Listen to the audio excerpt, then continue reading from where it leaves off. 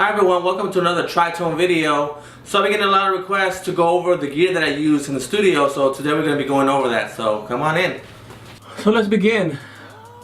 First item is my Parkwood Guitar. It's an acoustic electric. Every good studio needs at least several of these for different sounds, different styles, and that kind of thing. I don't hear too many other guys producing hip-hop that really use instruments like that. So it's something a little bit different, but it's something definitely that I would recommend any true producer to have in the studio. So to my right here is our vocal mic. This is the AKG 414 mic. This is a very legendary mic that I've seen many studios have. It's a great mic, works really well for what I do here in the studio. I have the pop filter there, and back in the day I used to just use a pantyhose and a little hanger. It's a little bit of a deflector there in the back as well. Over the top here you see a shirt that I have framed from one of my tours back in the 90s when I went to Japan. Here's another one of those shirts here you see in the back here. Let me show you that. So that's that. Moving on here, we have a keyboard that is a vintage keyboard. Actually, it's called the Yamaha DX21. This is what I use so when I do some of that talk box effect, you hear that kind of sound in Zapp and Roger or so, and more frequently you you've heard it in Bruno Mars 24 karat gold. That's that kind of effect, and this is kind of the keyboard that all those guys use. The little speaker in the bottom or the preamp, there's definitely many different kinds of out there. This is probably just a beginner one. I don't use it that much, so I just have the basic one. Moving on, we have a electric guitar. This is a custom Les Paul.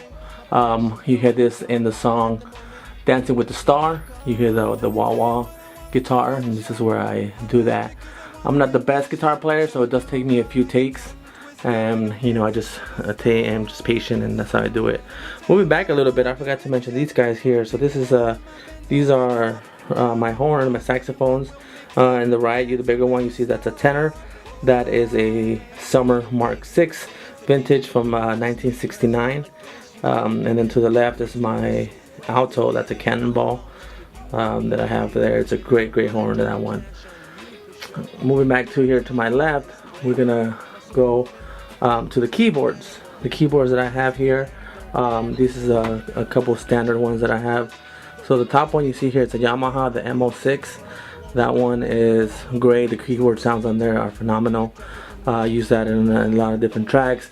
This is definitely a must-have in any studio.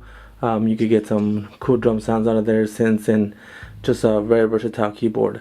And the bottom one there, you see my the Korg Triton Pro.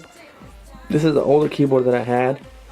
I've had this for a while, and like a lot of my equipment, I don't just, I didn't start the studio up yesterday. This is stuff that I've acquired over the years. The monitors I use are the KRK, the V8s. When I first got them, I only had one, and I had to get the other one a few weeks later after I saved some money. So those are those. One of the best things to do with your monitors is tune your room. That'll flatten up a lot of the frequencies that get caught up in there and maybe mess up your mix. So moving on here is a bass. This is just a Fender bass, 4-string, nothing too special. I'm not a very good bass player, so again I don't use that one very frequently. But I do use it in some tracks there.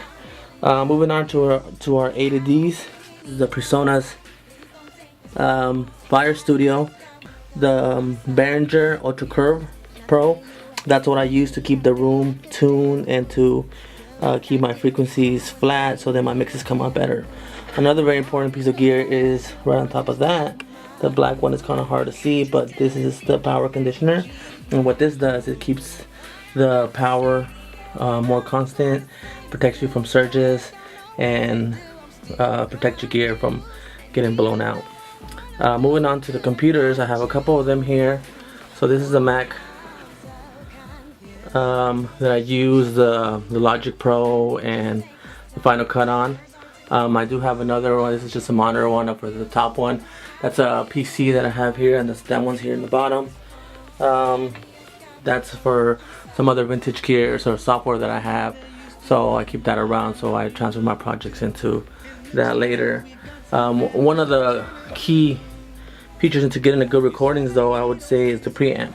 So I don't use the preamps too much from the Presonus, because you could get better quality for something like this. This is the Focusrite ISA.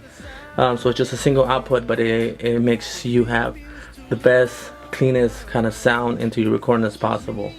So that's what I use. On top is the Behringer Dynamic DT880 Pros. Those are great headphones to do mixing, not to do tracking because they kind of bleed, but it's a nice headphone for mixing and to get a couple references. If you have any other questions too about any other gears that I have, please post them in the comment section and I'll get to you as soon as I can. And that's pretty much the rundown of all the gear that I use. Thank you so much. We'll talk to you on the next one.